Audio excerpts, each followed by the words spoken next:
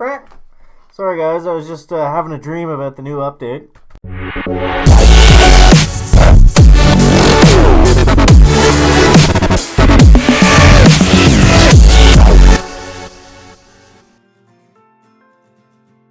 Chicken Air, bringing you another Boom Beach video.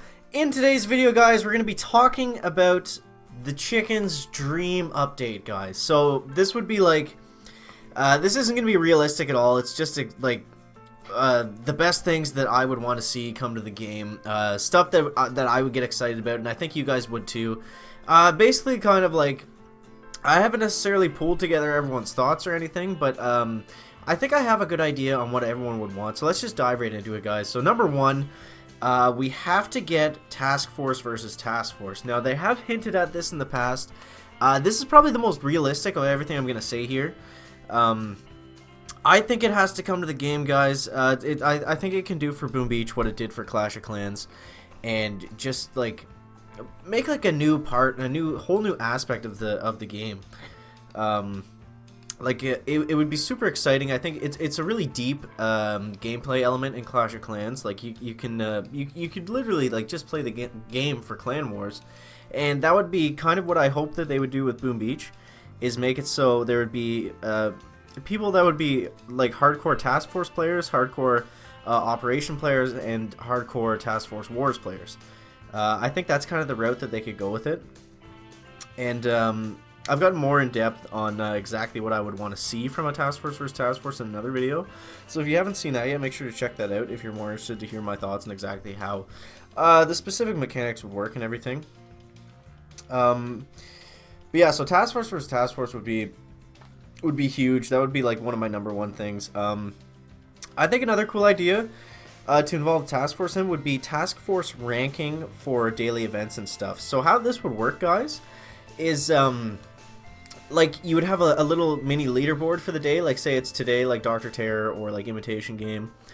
You could have a ranking for who finishes the event the fastest and who uses the least amount of troops.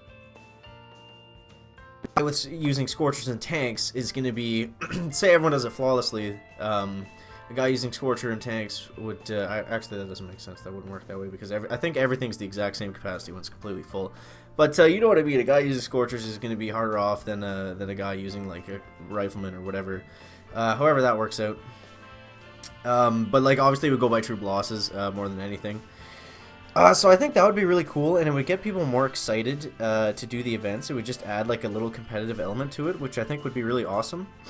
Especially the speedrun thing, I think that would be super fun. Like people coming off their boost, and then they could like you could have like a contest in your task force just to see like who can do Dr. Terror the fastest that day, or who can do Imitation Game the fastest that day. Something like that I think would be really fun. Or I guess Hammerman too would work like that. If you're into that kind of defensive stuff, I guess it's got to be included at some point, right? Okay.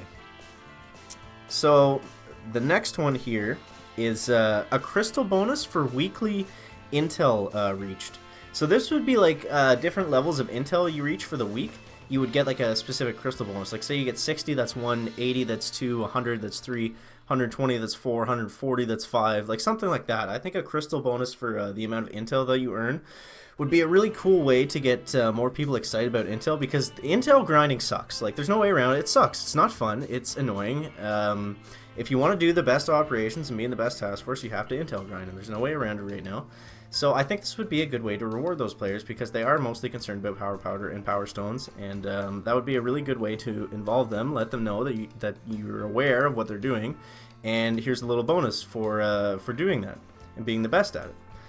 Another cool idea would be a defensive hero troop. So we know in Clash of Clans we got the king and the queen as the heroes, and it's something that you can always kind of strive for to upgrade, and I like it. I didn't like it at first because it was such a monstrous upgrade time sink, but the longer it's been around, the more I do enjoy it, because it's just something you can always work towards, right? Like that'd be so nice in Boom Beach, because I have all these resources all the time and I've got nothing to put them towards. So having a hero, specifically a defensive hero, that's unchanged by statue boosts, I think that would be a really nice way, just a good resource sink. Something to work towards, and since the hero wouldn't be affected by your statue layout, then you could kind of get like, because most people in the game that are at their end game are all offense in one aspect or another, pushing leaderboard or pushing task forces. So it would be something for them to work towards, and it wouldn't be useless, because if it was just affected by statues, then it would be like kind of pointless, right? Because just having ice would make it that much better. So I think having it just purely based not without statues would allow everyone like a fair boost, and I think that would be really cool. Like a defensive troop hero to work towards would be really nice. I'd like to see badges for local leaderboards and badges for being in top task forces for a certain amount of time. So, say you're in a top, like on the leaderboard, I mean, so a top 25 ranking task force, any size, obviously. If you're there for 30 or more days, then you the best way for that to work. Because then you wouldn't just have people joining a top task force just for the sake of getting a badge and then leaving. Like, if you're going to be in a task force for 30 days, you more or less have to know what you're doing. You would have to be at that skill that's required, and if you didn't, if you couldn't cut it, like the chicken is doing right now, then they would just kick you, right? Like they would just get rid of you. You wouldn't be able to. Okay.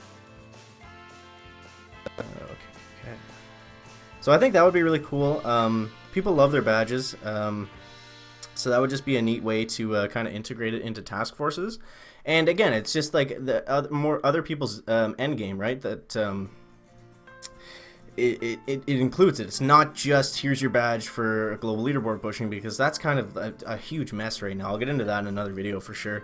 But it's just like a group of people trading accounts and whatnot. It's just a mess. Like to get to the top to get that badge. I think this would be a cool way. Obviously, like, don't have the badges look the same. Have one for VP, have one for task forces, have one for whatever. Maybe like a world record badge for specific events and stuff. You get like a little Dr. Terror next to your name if you have the world record, or something like that. And this would be my favorite, a new event called the Zooka Maze. So this would have nothing to do with taking down an HQ, and it would also have nothing to do with your statues, because it's not going to matter if your gunboat doesn't affect it, your damage doesn't affect it, your health doesn't affect it. It's just like a maze, and say it would work like the barbed wire, except as soon as you touch the barbed wire, you're done. So the idea is to get the Zookas through this really hard, difficult path and get them to the end. I think that would be really cool. And again, it wouldn't be broken by statues. Not saying that certain things are broken right now, but like it's not just like, oh, whoever has the most like offensive statues is just gonna win this. Like it would just be who is the best at the Zooka pathing is gonna win this, regardless of your statue. So ice players could do it too; they wouldn't feel left out. And I think that would also be a really cool way to get lower level players used to using Zookas, because mostly people that use Zookas, like, they're on the forums, they're like us, they're like really deep into the trenches of Boom Beach and know like every little thing that goes on with it.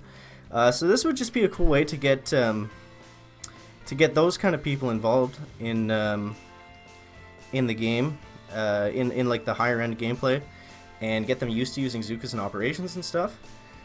And yeah, it would teach the masses how to use Zookas. It could be fun regardless of statue types, that kind of thing, guys. I think that would be really cool, something they could expand upon for sure. One of the things I missed is just a little touch that would be really nice would be power powders as a daily reward. Just daily reward, that's it. Give us like, it varies on VP range, sure. But yeah, just have power powders as a daily reward. Maybe we get between 2 and 5 depending on your VP range, or anything like that. So that's gonna wrap it up for the video today, guys. Let me know what you think of the Chicken's Dream update down in the comments, guys. Make sure to leave a like if you found it interesting, entertaining, or informative, and we'll see you in the next one, guys. Chicken out.